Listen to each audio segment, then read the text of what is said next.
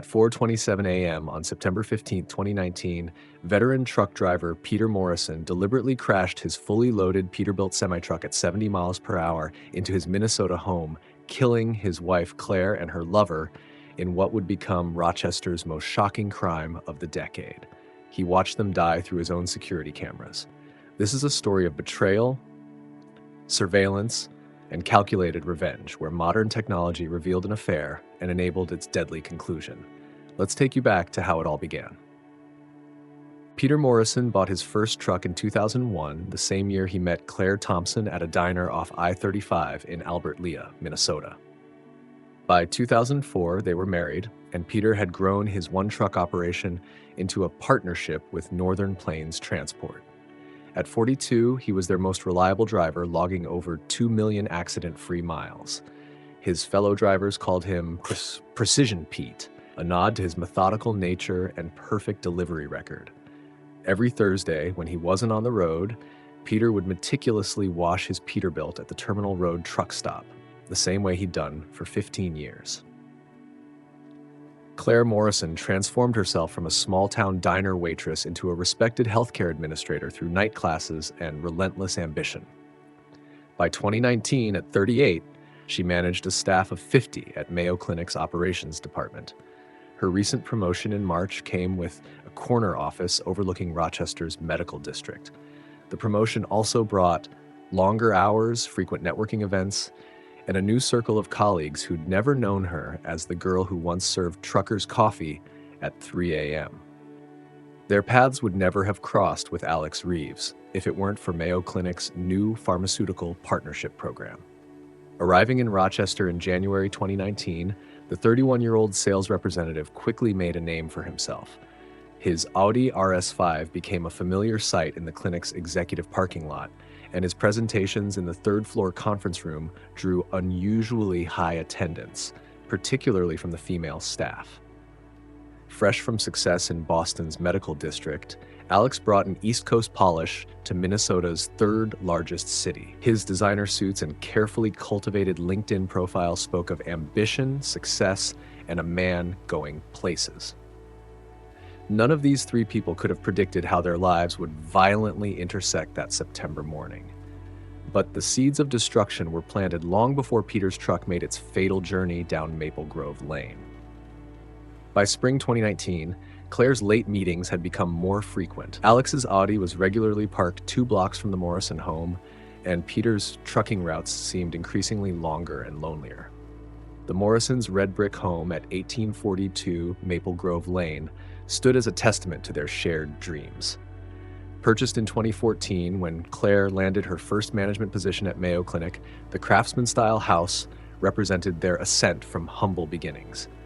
Peter spent his weeks on the road to cover the $2,800 monthly mortgage, while Claire transformed the property into one of Rochester's most admired homes.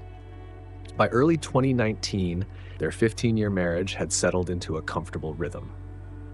Peter's routes took him through 7 Midwestern states, delivering medical equipment to hospitals, ironically including supplies to the very facility where his wife worked. He'd call every night at 9 p.m. sharp, checking in from whatever truck stop he'd parked at for the evening. Claire would update him about hospital politics and her latest projects, though these calls grew shorter as winter turned to spring. March 2019 marked the first crack in their foundation. A series of break-ins in the Maple Grove neighborhood prompted Peter to install a comprehensive security system. The $3,000 Lorex setup included 6 4K cameras with night vision and remote viewing capabilities, a decision that would later prove fateful. Peter spent a full weekend running cables and positioning cameras, ensuring every angle of their home was covered. For peace of mind, he told Claire, who seemed unusually irritated by the installation. The following month, Claire's promotion to Director of Operations coincided with Mayo Clinic's new pharmaceutical partnership program. Suddenly, her calendar filled with dinner meetings and networking events. Her designer wardrobe expanded, and her gym membership saw more use than it had in years. Peter noticed these changes during his brief stays at home, but attributed them to her professional growth. After all, this was what they'd worked so hard for. What Peter didn't know was that since February 2019, Alex Reeves had been positioning himself within Mayo Clinic's administrative circles. His pharmaceutical presentations always seemed to coincide with Claire's department meetings. Their first private conversation happened in the hospital cafeteria, a seemingly innocent discussion about supply chain optimization that stretched well past lunch hour. By April, these professional consultations had moved to Chateau Restaurant, conveniently located halfway between the clinic and the Morrison home. The first signs appeared in May 2019. Peter, during a rare 4-day stretch at home, noticed Claire's phone constantly buzzing with LinkedIn notifications. She'd installed a secondary lock screen on her phone for hospital privacy, she explained. Her usual Thursday dinner preparations for his homecoming became rushed affairs, often featuring takeout instead of her signature pot roast. By June, the changes were unmistakable. Claire started attending weekly strategy meetings that always seemed to run late on Thursdays, the one day Peter made sure to be home. Her previously active Facebook profile grew quiet, replaced by increasing activity on platforms more suited for professionals. The designer outfits that once drew compliments from Peter now seemed chosen for someone else's eyes. The revelation came on July 12, 2019. During a delivery delay in Duluth, Peter accessed the home security system through his laptop. The footage from the previous week showed Claire's silver Lexus pulling into the driveway at 6:43 p.m., followed 3 minutes later by a metallic gray Audi RS5. The cameras captured Claire greeting Alex Reeves at the door, not with a professional handshake, but with the kind of embrace that shattered 15 years of trust in 15 seconds. For the next 2 months, Peter lived a double life. To Claire, he remained the reliable, long-haul trucker, calling dutifully at 9 p.m. from truck stops across the Midwest. But in reality, he spent hours parked at the Terminal Road truck stop, meticulously documenting every visit Alex made to his home. The security cameras revealed a routine. Alex would arrive at 7 p.m. on Thursdays, always parking 2 blocks away, always carrying his leather briefcase, a prop that grew more insulting with each visit. On September 1st, 2019, Peter installed 2 additional cameras in the living room, concealing them within the built-in bookshelves Claire had begged him to install last Christmas. The new angles provided crystal-clear views of the leather couch, his 15th anniversary gift to Claire, where his wife and her lover now spent their evenings. September 14th, 2019 started like any other delivery day. Peter called Claire at 8 a.m., informing her he had a 3-day route to Chicago. Instead, he drove his fully loaded Peterbilt to an abandoned lot off Industrial Drive in Rochester. There, surrounded by the ghosts of the city's manufacturing past, he watched his marriage's final hours unfold through his phone's security app. As September 14th faded into the early hours of September 15th, Peter Morrison sat in his truck's cabin, illuminated only by his phone's screen and the blinking status lights of his laptop. At 11:42 p.m., the security footage showed Alex's Audi making its usual approach, parking 2 blocks away on Cedar Street. This time, he carried both his signature leather briefcase and an expensive bottle of champagne. Claire had just secured a major contract for the hospital. The high-definition cameras captured every detail with cruel clarity. Claire, wearing a black cocktail dress Peter had never seen, welcomed Alex with lingering familiarity. Their celebration moved to the living room, where the leather couch, still bearing the delivery tag from Peter's anniversary surprise, became the stage for their intimacy. Through his cameras, Peter watched for hours as Claire and Alex spent the evening together in his home. By 4:15 a.m., something in Peter snapped. He started his Peterbilt's engine. The massive truck, loaded with medical supplies destined for Mayo Clinic, rumbled to life. He pulled out of the Industrial Drive lot, his truck's headlights cutting through the pre-dawn Minnesota darkness. At 4:23 a.m., Peter spotted Claire and Alex leaving his house together. They walked slowly toward Alex's parked Audi, stopping under a street lamp, where Alex pulled Claire close for a lingering goodbye kiss. She was wearing a black cocktail dress he'd never seen before, while Alex had his suit jacket casually slung over his shoulder. They remained embraced against the Audi's driver's side door, lost in their moment, completely unaware of what was coming. At exactly 4:27 a.m., September 15, 2019, Peter Morrison accelerated his truck to 70 miles per hour down Maple Grove Lane. The sound of the diesel engine finally broke through their intimate moment. They turned toward the sound, still in each other's arms, their expressions shifting from confusion to horror as the truck's headlights illuminated them. Peter aimed directly for the Audi, crushing both Claire and Alex between the truck's massive grille and the parked car. The impact was devastating and immediate. The truck continued its deadly path, taking out 3 other parked cars before finally coming to rest against the Johnsons' oak tree at 1838 Maple Grove Lane. The impact shook residents of Maple Grove Lane awake at 4:27 a.m. Tom Johnson, a retired paramedic from 1838 Maple Grove Lane, was the first to reach the scene. The crumpled Audi, now fused with Peter's Peterbilt, told a story of devastating force.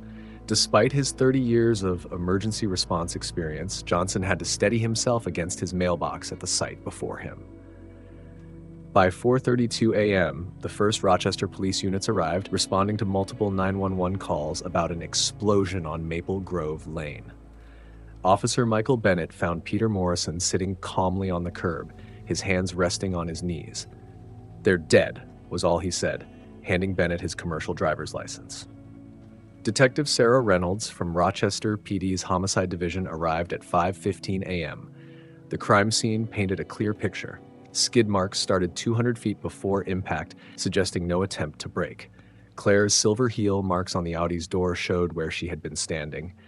Alex's crushed leather briefcase lay open, spilling pharmaceutical contracts onto the blood-stained asphalt. By dawn, the story had captured national attention. Local news crews captured footage of the medical examiner pronouncing Claire Morrison and Alex Reeves dead at the scene at 6:43 a.m. Claire's staff at Mayo Clinic, arriving for their morning shift, learned of her death through breaking news alerts on their phones. The investigation revealed Peter's meticulous planning. His laptop, found in the truck's cabin, contained months of archived security footage. His browser history showed searches for truck impact force calculations and Minnesota homicide laws. The supposed Chicago delivery route was never logged with Northern Plains Transport. Most damning was his phone, still mounted on the dashboard, streaming the home security feed when officers found it. The final recorded footage showing Claire and Alex's last moments would later become key evidence in the prosecution's case. The state of Minnesota versus Peter Morrison began on January 15, 2020 at the Olmsted County Courthouse. The national media descended on Rochester once again, with Court TV broadcasting live from the historic building. Peter Morrison, now in an orange jumpsuit instead of his familiar trucker's uniform, sat stoically as District Attorney Rachel Martinez laid out the prosecution's case. The evidence was overwhelming. The prosecution presented months of archived security footage from Peter's hidden cameras, his internet search history about truck impact velocities, the falsified delivery log for the Chicago route, his cell phone data showing he never left Rochester, and witness testimonies from neighbors who had seen Alex's Audi regularly parked in their neighborhood. The defense team, led by veteran criminal attorney James Walsh, didn't dispute the facts. Instead, they pursued a heat of passion defense, arguing that Peter's actions were driven by extreme emotional distress rather than premeditation. However, the prosecution systematically dismantled this strategy by showing Peter's calculated planning, from the camera installations to his final deliberate act. The trial lasted 3 weeks, with the prosecution methodically presenting evidence that painted Peter Morrison not as a man who snapped, but as someone who orchestrated an elaborate plan for revenge. The security footage proved particularly damning, showing not just the affair, but Peter's careful documentation of it. Each camera installation, each logged viewing session built the case for premeditation. On February 7, 2020, after 6 hours of deliberation, the jury returned with their verdict. Peter Morrison was found guilty of 2 counts of first-degree murder. Judge Eleanor Hamilton's courtroom fell silent as Peter stood for sentencing. His expression remained unchanged as she delivered 2 consecutive life sentences without the possibility of parole. Peter Morrison's new home became a 6x8 cell in Stillwater State Prison's maximum security wing. The man once known for covering thousands of miles now measured his days in steps between concrete walls. His methodical nature, once applied to delivery schedules and truck maintenance, now manifested in prison routines. The letters began 3 months into his sentence. Weekly correspondence with his younger brother Michael became his only connection to the outside world. These letters, later acquired by the Minneapolis Star-Tribune, revealed a man grappling with the magnitude of his actions. "The cameras were supposed to give me certainty," he wrote in one letter dated July 2020.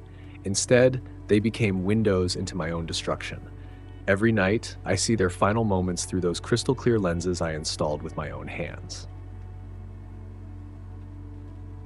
Rochester struggled to process the tragedy. The Morrison home at 1842 Maple Grove Lane became an unwanted landmark, its empty windows staring accusingly at passersby.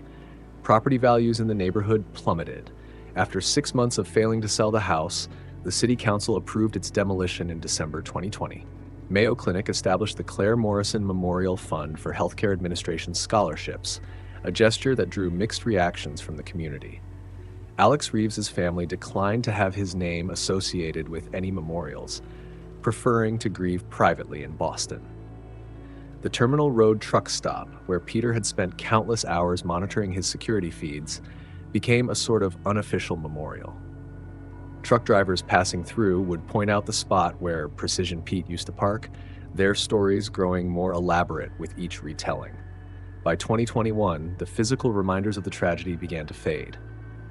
A community garden replaced the Morrison home, its bright flowers a deliberate contrast to the dark history of the lot.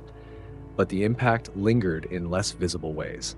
Security camera sales in Rochester dropped dramatically. The divorce rate among long-haul truckers became a topic of discussion in industry publications. Peter Morrison's case became required reading in criminal justice courses at Rochester Community and Technical College. Students analyzed the intersection of technology, betrayal, and premeditation, debating where surveillance ends and stalking begins. In Stillwater, Peter maintained his rigid routines. His prison job in the facility's automotive workshop seemed a cruel echo of his former life. The skills that once earned him the nickname Precision Pete now served to repair prison vehicles, each turned wrench a reminder of that final devastating drive down Maple Grove Lane. Every September 15th, a small bunch of flowers appears at the community garden that replaced the Morrison home. No one knows who leaves them. Some say it's Michael Morrison, others believe it's former neighbors or Claire's colleagues. But they serve as a quiet reminder of how technology, trust, and tragedy intertwined on that early autumn morning in Rochester, Minnesota.